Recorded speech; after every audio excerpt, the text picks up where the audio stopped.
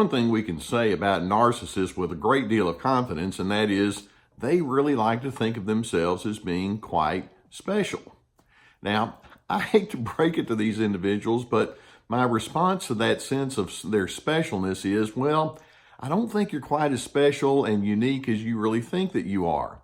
These individuals like to think of themselves as being a little extra gifted, or they see things in ways that nobody else does, and so that's why they don't have to blend with everyone else, but they can kind of call the shots because, well, I'm unique, I'm different, I'm better.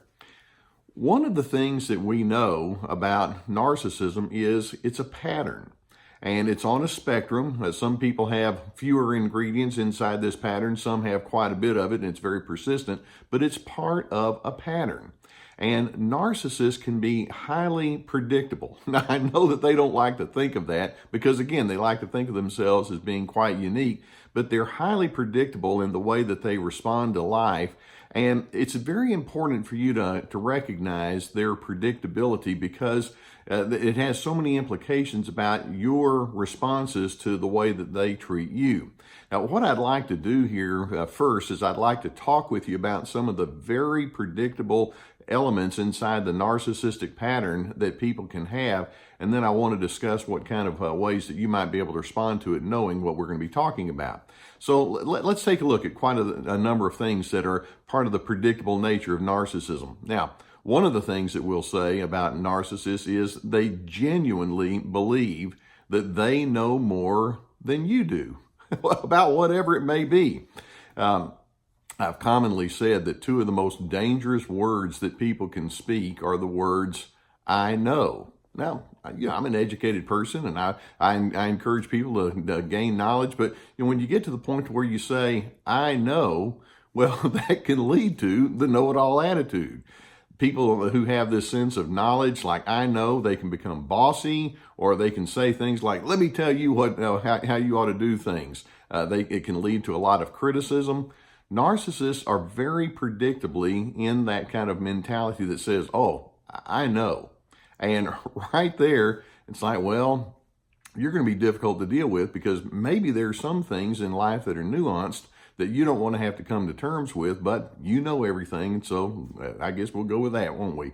Or another thing that we can say that's highly predictable about narcissism is they have many different control tactics. Now, some of the times their tactics in control are the outward variety, like they can be overly directive, telling people what to do, or they can be more of a passive variety in the sense that they can be stubborn or just dismissive, things like that.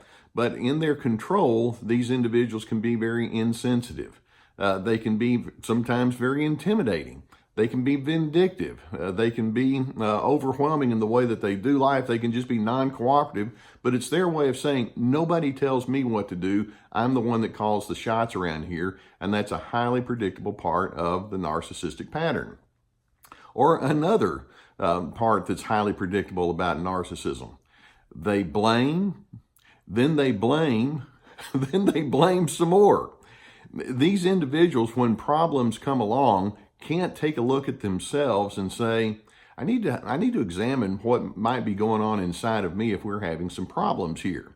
Instead, if there's a problem, if there's a difficulty, they're thinking, well, it can't possibly be me, so who is it out there that's making my life miserable? Oh, it's you.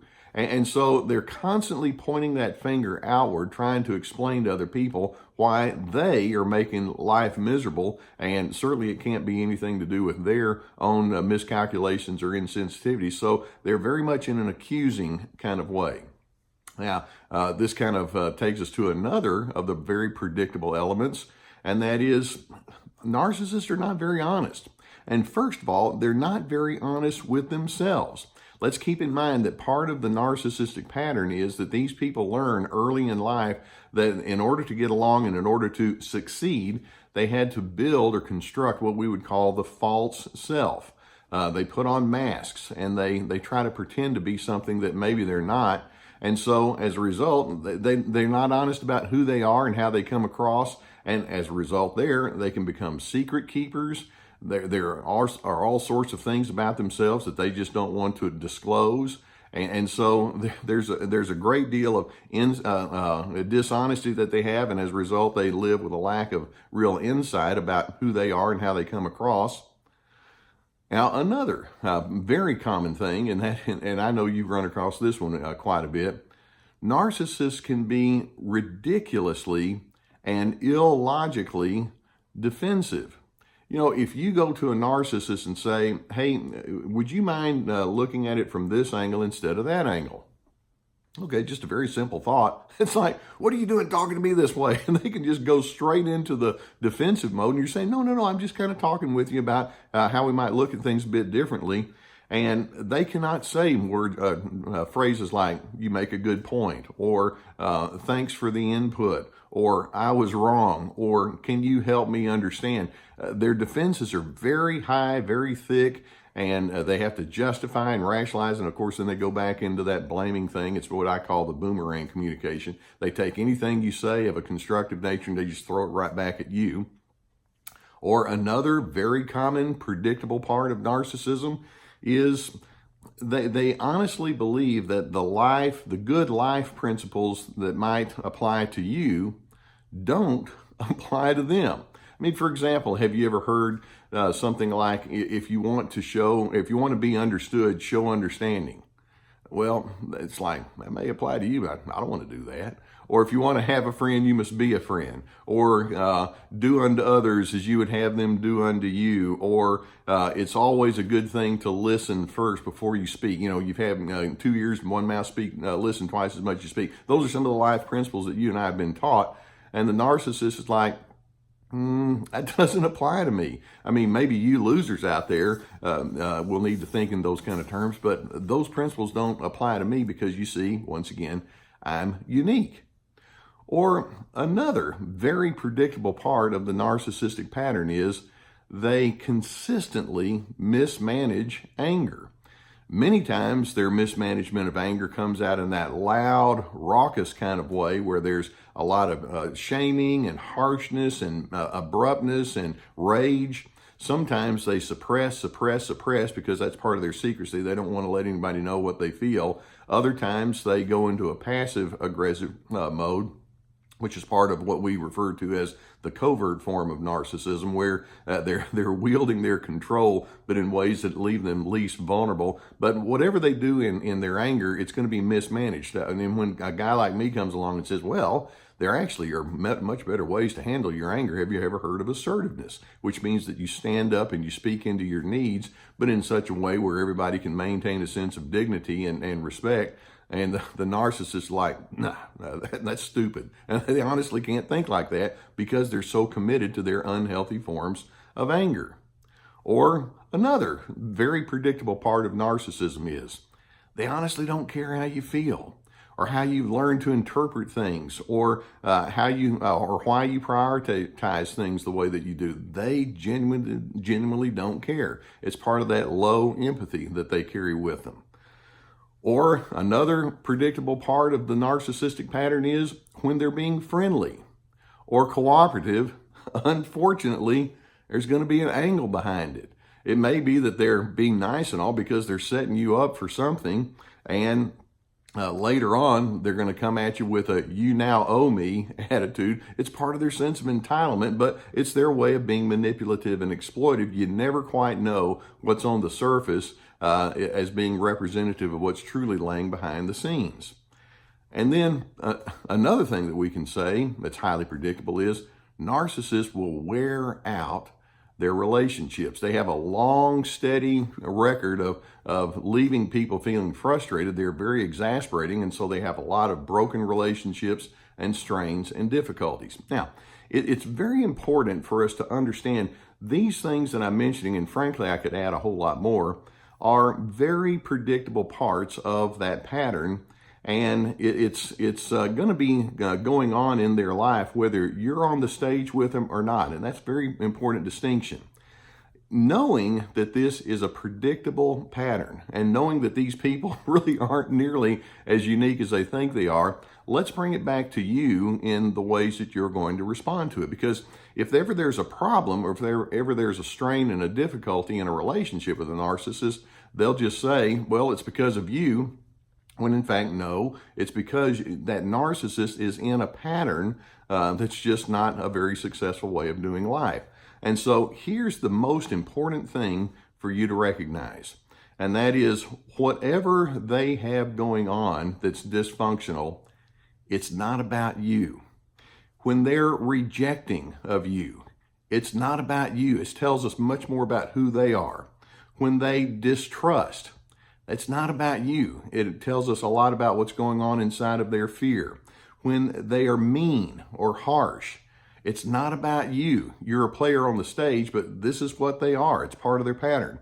When they're condescending, it's not about you. They're going to be condescending no matter who's in front of them. When they have outbursts or when they have childish reactions to life's difficulties, it's not about you. They want you to think that, but it's not about you. It's about what they carry on the inside. When they have a lack of cooperation, it's not about you.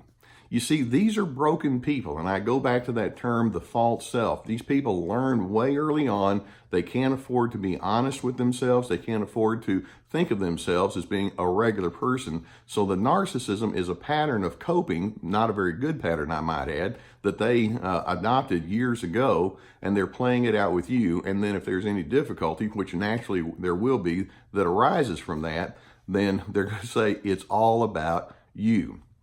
So knowing the predictability of their patterns, I'm hoping that when they predictably throw it onto you and say, you have to change because I have these problems, which makes no sense, you can say, you know what, I'm going to unhook.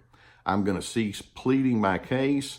I need to move on. You have a very poorly formed ego. In other words, you don't process reality very well, and I'm not going to get caught in that kind of game. It's very important for you to recognize that these are patterns that are going to be played out whether you're on the scene or if it's someone else. It's what they are. It's not about you. And what that does is it releases you to say, well, then I get to decide, as opposed to filtering it through that narcissist, I get to decide what I'm going to be, and I'm not going to let their drivel just dictate what I'm going to be. I hope you can think like that, and I hope you can have that mind of objectivity. Now, I do hope that videos such as this can be helpful and informative to you. I appreciate all the nice comments you have and the way that you interact with each other. I think that's really good for us to maintain a community here in the Surviving Narcissism channel. Beneath this video, you're going to see a subscribe button, so I would encourage you to do so. Hit that subscribe button so we can keep you up to date when more videos come along. There are links below the video to some of my books and online workshops, and then there's some availabilities to online counseling. If any of those things would be helpful for you, I would encourage you to look into that. Just know that I'm very pleased to be with you on your journey. And actually, knowing that you're working things through in your life, it inspires me in my own personal life. We're all in this together, and we're all trying to figure out how to do things better. And if we can do so in with a collective sense of coordination, then all the better. I like having a feeling of community. So I am pleased that you're with me here today, and I will see you next time.